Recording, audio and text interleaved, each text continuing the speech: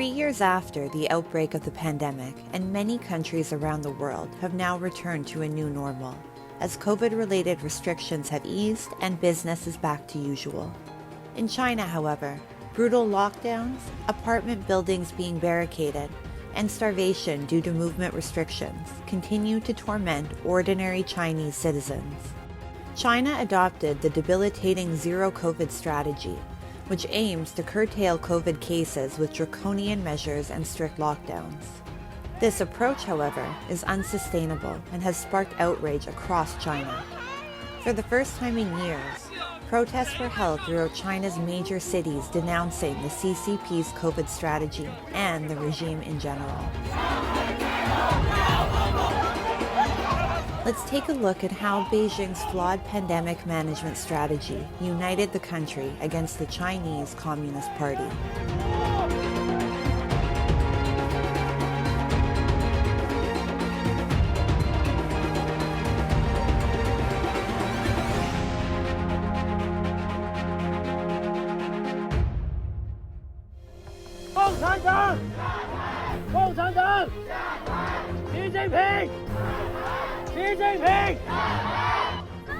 Demonstrators in Shanghai chanted such slogans in a rare display of rage against President Xi Jinping's government. Damaging the livelihoods of 1.4 billion people, China's COVID restrictions angered people throughout the country, causing them to take to the streets to express their discontent with the regime. From Zhengzhou in the Henan province to Guangzhou in South China, protesters took to the streets and called for President Xi Jinping to step down. Inspired by the bravery of the protesters in China, Chinese living on foreign soil also organized themselves to speak out against Beijing's policy of citywide lockdowns, mass testing, and enforced quarantines. Xi Jinping! Xi Jinping! A lot of protests, occurred in China. The Chinese people suffered from the zero COVID policy, and some Chinese, died for such kind of policy. So the Chinese cannot, afford such a policy continue. Following the widespread demonstrations inside and outside of China, several cities in the country announced the easing of lockdown regulations. For Beijing, which had moved quickly to suppress demonstrations, the public anger proved to be an unprecedented challenge. Attempting to dispel any notion of public discontent with the CCP, the government was quick to accuse foreigners of inciting the street demonstrations.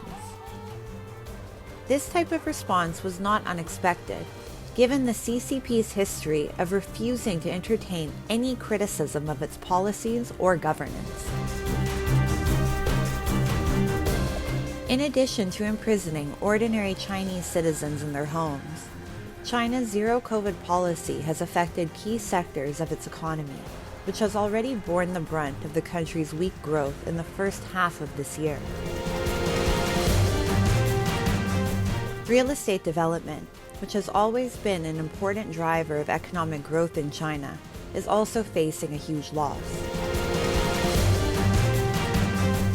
The Chinese stock market and the yuan have taken big hits, with experts opining that China's economy is not poised for a quick recovery, even if COVID restrictions were to end. Companies may find it very difficult for them, those who have gone out, to further repose their faith in the Chinese regime. Political regime matters if you have to invest. So in that case, I will say that zero COVID policy have actually tarnished the image of the Communist Party there.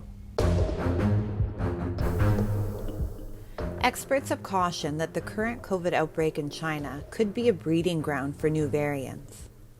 However, the draconian zero-COVID strategy is not sustainable. Earlier, UN health agency officials have said that measures to tackle COVID outbreaks should also show respect for human rights. China has clearly not heeded this advice in formulating its COVID management strategies.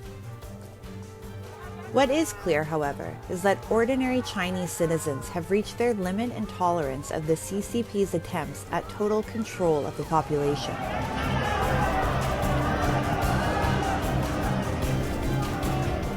The world is watching as brave Chinese publicly show their discontent with President Xi Jinping and the Chinese Communist Party.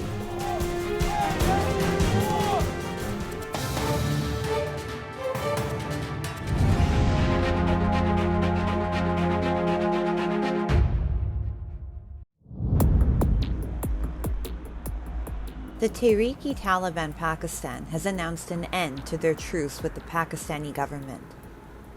This has triggered a severe security concern in an already highly volatile country. The Taliban has claimed that its armed fighters are ready to take revenge against Pakistani security forces and government installations that it blames for targeting ordinary Afghans. This poses a challenge to the newly appointed army chief, General Asim Munir, as the TTP has accused the Pakistani army and intelligence agencies of relentless operations in violation of their previous truce. The TTP said it had exercised restraint for too long to keep the negotiation process on track, but the Pakistani government didn't honor their side of the agreement. This was inevitable because the Tehreek-e-Taliban Pakistan has been using negotiations essentially as a tactical ploy. They have declared the Pakistan state murtad, it is an apostate state, it is an un-Islamic state, and it has to be destroyed. This is part of their ideological foundation, and they are committed to the establishment of a Sharia-based state in Pakistan.